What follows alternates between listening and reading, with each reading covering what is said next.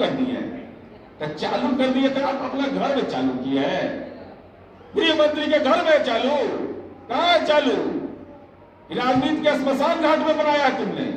बताओ कहां पर है परमाणु संयंत्र चालू? आपने कैसे कह दिया कि रजौली में परमाणु संयंत्र चालू है? इससे बड़ा गुनाहगार कोई नहीं हो सकता है। ये असत्य फरेबी लोग हैं राजनीति में, और असत्य बोल करके नौजवानों को भड़काते हैं। दूसरा आरोप मेरा, सासाराम में लोग मारे जा रहे हैं। आपके प्रदेश अध्यक्ष सम्राट चौधरी ने कहा कि भाजपा के कार्यकर्ताओं पर बम और गोली चल रहा है।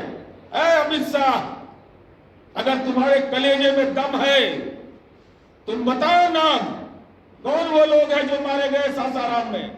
उनका नाम, मोबाइल नंबर, उनकी पूरी सूची सार्वजनिक करो, नहीं तो बिहार की जनता से माफी मांगो। ये राजनीति के कायर लोग आम लोगों को उन्माद की भेंट चढ़ा करके उनके लाश पर राजनीति करना चाहते हो। लाश पर राजनीति करने का कुसंस्कार इनका है। हमारा संस्कार है सद्भाव पर राजनीति करने का। इसलिए अमित शाह नाम बताओ। और आप बोलते हैं कि सासाराम में जाऊंगा। अरे आप तो राजनीति के कायर लोग हैं। आपके कलेजे में दम नहीं है अमित शाह कि आप जाते। 8 डीएसपी, 2 एसपी और 1600 पुलिस के जवान अमित शाह आपके कार्यक्रम के लिए प्रतिनियुक्त थे, वो सासाराम में मौजूद थे। फर्जी बात कहा, 144 लगा है, मैं मानहानि का मुकदमा झेलने को तैयार हूं। माननीय अमित शाह जी, हम लोग डरने वाले नहीं है। आपके सीबीआई, ईडी और आईटी से कोई नहीं डरने वाला है। अगर कलेजा में दम है, ये मैं बोल रहा हूं कि सासाराम में लोग मारे गए, उसका नाम जारी करो। डिस्ट्रिक्ट एडमिनिस्ट्रेशन ने अगर ये 144 लगाया है तो वो परिपत्र जारी करो। तुम्हारे राजनीति का डीएनए है झूठ, फरेब, असत्य, उसका खुलासा होना जरूरी था। और मित्रों, हम ये कहना चाहते हैं कि यह स्पष्ट करना जरूरी है, माननीय अमित शाह जी, राजनीति में जालीपन नहीं चलने वाला है बिहार में। आपका हर असत्य का एकदम बेस्ट इलाज करेंगे, एकदम एंटीबायोटिक इंजेक्शन के साथ रखे हुए हैं। ये लोकतंत्र की धरती को आप कलंकित करके जाइएगा, यह कतई मंजूर नहीं है। इसलिए मित्रों, अब देखिए इनका हाल, इनका हाल जरा देखिएगा, क्या हाल बना के रखे हुए हैं।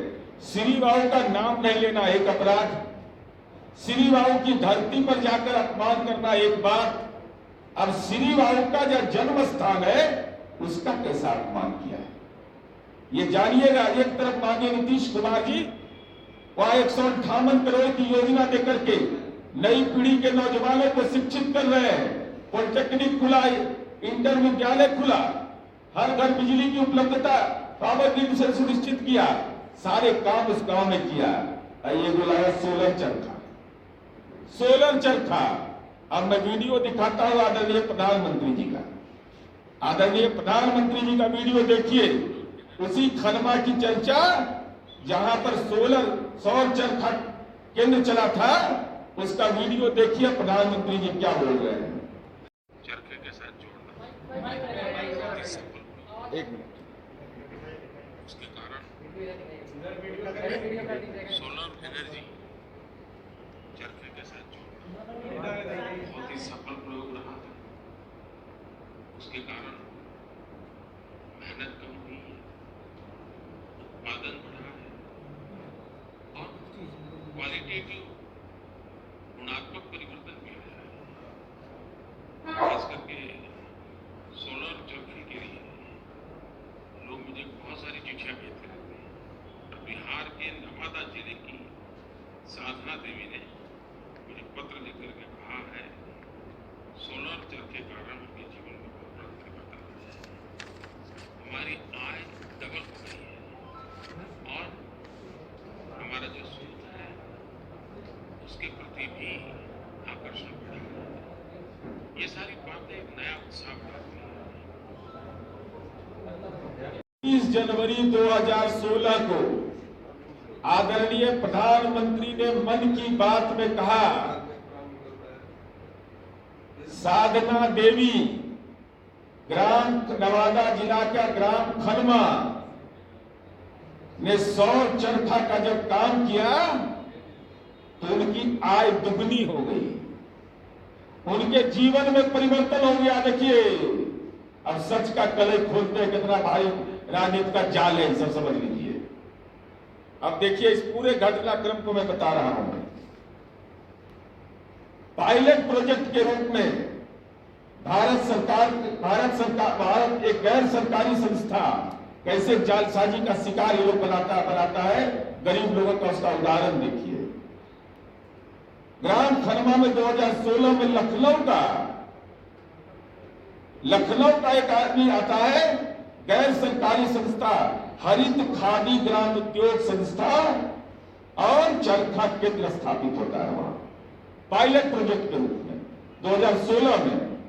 और इस केंद्र के स्थापना के अवसर पर एनजीओ प्रमुख विजय पांडे ने कहा कि मेरा किसी केंद्र चलाने का अनुभव नहीं है चरखा केंद्र, लेकिन केंद्रीय मंत्री तत्कालीन गिरिराज सिंह के कहने पर यह हम कर रहे हैं। ये उन्होंने कहा कि पायलट प्रोजेक्ट का चरखा का मुझे कोई अनुभव नहीं। विजय पांडे जी को, ये पांडे जी बेचारे कुछ नहीं जानते थे, ये कहने खेती करते थे, ये कहाँ काम करते थे। उनको पकड़ के लाया गया, कहा कि आप चरखा दीजिए। और देखिए खेल कहां शुरू होता है, कह रहा है कि हम केंद्रीय मंत्री के कहने पर कर रहे हैं। राष्ट्रीय स्तर पर इस योजना की शुरुआत 2018 में हुआ। 2018-19 और 19-20 के लिए 550 करोड़ रुपया बजटीय प्रबंध किया गया। भारत सरकार के लघु उद्यम मंत्रालय, जिसके तत्कालीन मंत्री बिहार के माननीय गिरिराज सिंह जी थे,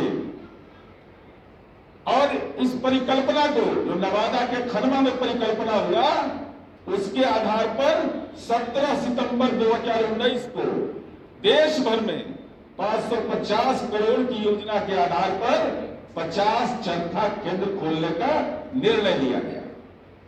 पायलट प्रोजेक्ट शुरू होता है 2016 में, बजटीय उपबंध शुरू होता है 2018-19 में, 19-20 में, और 50 चरखा केंद्र, 16 चरखा केंद्र खुलता है। अब प्रधानमंत्री जी तो बेचारे पायलट प्रोजेक्ट में मार्केटिंग करने लगे। 31 जनवरी 2016 को ये जीवन बदल गया। अब जीवन बदलने का सच बताते हैं। अब देखिए क्या हाल हुआ। अब ग्राम खनमा में 1180 महिलाओं ने केंद्र से चरखा लिया और 500 लोगों को लगभग स्थानीय बैंक की शाखा से लोन दिलवाया गया। एक एनजीओ संस्था वह लोन का अप्रोच करके महिलाओं को वह लोन दिलवा दिया गया और खादी ग्राम उद्योग संस्था से उसको चरखा मुहैया कर दिया। और 2019 में जो चरखा केंद्र था उसमें ताला लटक गया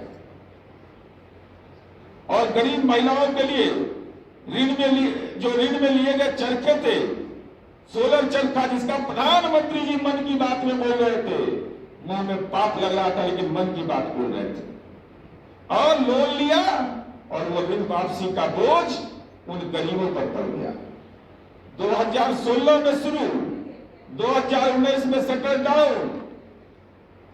मैं जानना चाहता हूं आपके माध्यम से, क्या 50 सोलर केंद्र, चरखा केंद्र को का काम किसी एनजीओ संस्था को दे दिया गया था? नहीं तो पायलट प्रोजेक्ट कैसे खनमा में एक एनजीओ को, विजय पांडे नाम का एक व्यक्ति जिसको अनुभव नहीं प्राप्त था, उसको कैसे ये काम दे दिया गया? इसके पीछे कौन से लोग हैं? ये पूरे मामले का उद्भेदन होना चाहिए। कई महिलाओं और कर्मियों का सौर चरखा बंद होने के पूर्व के 3 माह की राशि का भुगतान भी हरित खादी ग्राम उद्योग संस्थान ने नहीं किया। जो लोग काम कर रहे थे उनका भी 3 महीने का भुगतान रख लिया। स्थिति यह हो गई कि मैं बता रहा हूं नाम, जरा जानिए। महादलित समुदाय का व्यक्ति आशीष रजवंशी की पत्नी मनोरमा देवी और उसी के परिवार के रामोतार राजवंशी और मिथिलेश राजवंशी की पत्नी, मोबाइल नंबर भी है। हम जब बोलते हैं तो बड़ा पक्का पक्की। 7970626741 आज भी उसका बैंक ऋण चालू है। कौन गुनाहगार है? चरखा केंद्र आपने बंद कर दिया और उन गरीब महिलाओं का सब्सिडी का पैसा तक के आपने बहुत लोगों का नहीं दिया। आज उनके घर पर अगर ताला लटक गया, उनके घर में भुखमरी की शिकार हो गई वो महिला, आर्थिक बोझ के तले दब गई, उसका कौन गुनाह है? मोदी गुनाहगार या अमित शाह गुनाहगार कि कौन गुनाहगार है? रजौली का परमाणु ताप घर, अगर इसका क्लियरेंस का सर्टिफिकेट है, अगर उसकी अनुमति लगाने की परियोजना का आपने स्वीकृति दी है, आपने तो कहा परियोजना चालू हो गया, परियोजना की स्वीकृति पत्र दिखाओ अमित शाह। और तीसरा सवाल मेरा है कि सौर चरखा केंद्र के नाम पर जो 550 करोड़ की योजना, 50 चरखा केंद्र चलाने की बात, किन किन कहां ये सौर चरखा केंद्र चल रहा है, उसके लागू कौन कौन है, कितनी सब्सिडी दी गई, और एक गैर सरकारी संस्था को जिसको अनुभव नहीं था, विजय पांडे को आपने पायलट प्रोजेक्ट चलाने की अनुमति क्यों दी? और 50 सौर चरखा केंद्र कौन संस्था चलाया? इसकी सूची सार्वजनिक करिए। और भाजपा नेता का उन महिलाओं को आर्थिक रूप से बंधक बनाने वाला विजय पांडे से क्या संबंध है? भारत सरकार का जो एमएसएमई मंत्रालय है, इसको संज्ञान में ले और इस पूरे प्रकरण पर श्वेत पत्र जारी करे, कौन लोग इसके गुनाहगार हैं।